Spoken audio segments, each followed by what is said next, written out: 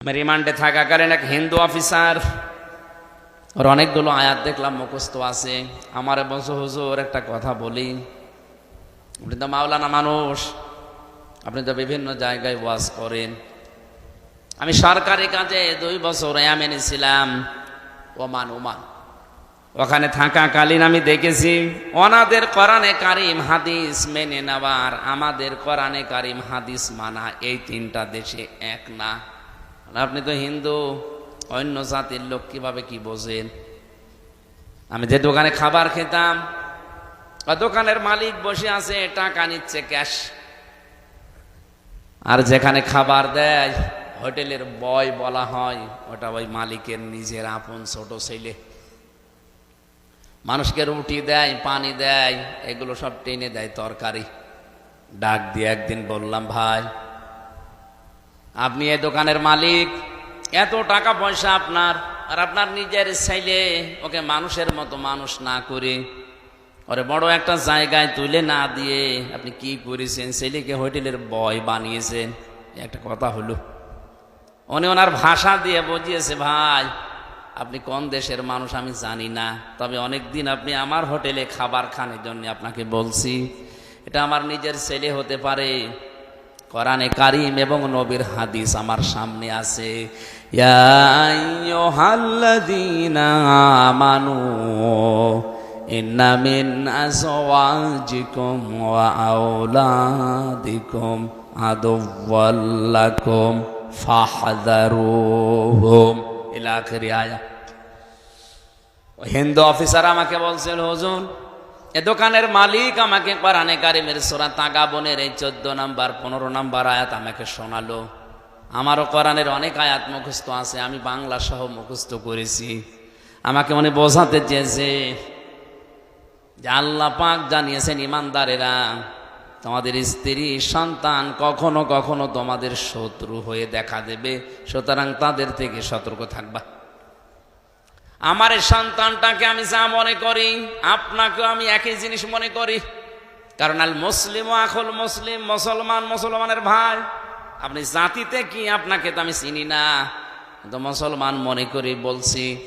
আমার এই নিজের আপন সন্তানকে আমি যা মনে করি, পৃথিবীর 175 কোটি মুসলমানকে আমি তাই মনে করি না। এখানে বোঝার চেষ্টা করেন তো কথাটা কি বোঝাতে চাইলেন তিনি। যে আমার দায়িত্ব ছিল নবীর হাদিস অনুযায়ী আমার এই সন্তানের একটা সুন্দর নাম রাখা, আমি ওর নাম রেখে দিয়েছি আব্দুর রহমান। 2 নম্বরে ওকে আমি দ্বীনের শিক্ষা দেওয়া, এটা আমার দায়িত্ব ছিল। দ্বীনের শিক্ষা মানে হাফেজ মাওলানা শায়েখ বানানো লাগবে না, ইসলাম মানতে যতটুকু প্রয়োজন অতটুকু শিক্ষা দেওয়া ফরজ আমি শিখিয়েছি। অন্তত ইসলামের যে মৌলিক জিনিস এগুলো মানতে পারে। 3 নম্বরে ওকে একটা সৎ পাত্রী দেখে পাত্রস্থ করা আমার দায়িত্ব ছিল, আমি একটা সৎ পাত্রী দেখে ওকে বিয়ে দিয়েছি। 4 নম্বরে ওকে একটা হালাল কর্মজীবন তৈরি করে দেওয়া আমার দায়িত্ব ছিল, আমি দিয়েছি আমার সামর্থ্য অনুযায়ী। আমার দোকানেও কর্মচারী হয়ে কাজ করে, মনে করেন 20,000 টাকা বেতন পায়, এটা দিয়ে ওর সংসার হালাল ভাবে ভালোভাবে ওর স্ত্রী নিয়ে চলছে, কোনো অসুবিধা নেই।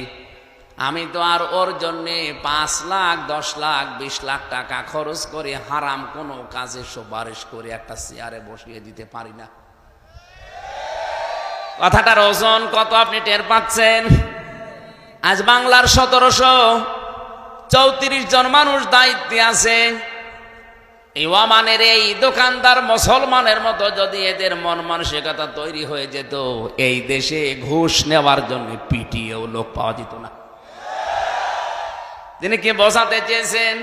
যে আমার সন্তানের উপরে হাদিস অনুযায়ী 4টা দায়িত্ব ছিল আপনার, আমি পালন করেছি। আমি কোরআনের আয়াতও সামনে রেখেছি, যেহেতু আমার শত্রু, ওর থেকে সতর্ক থাকা লাগবে।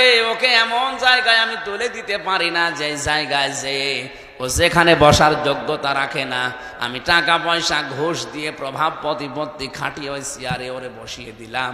ওইটার কারণে ওই চেয়ারে বসে ও আরো হাজারো অন্যায় করবে। আপনি বলেন তো, এই নিয়মটা বাংলাদেশে এখন কেউ মানছে না। এই জন্য ওনাদের কোরআনে কারিমের আয়াতগুলো মানা আর আমাদের দেশের মানুষের কোরআনের আয়াত মানা একই আয়াত, কিন্তু মেনে নেওয়ার সিস্টেমটা এক না।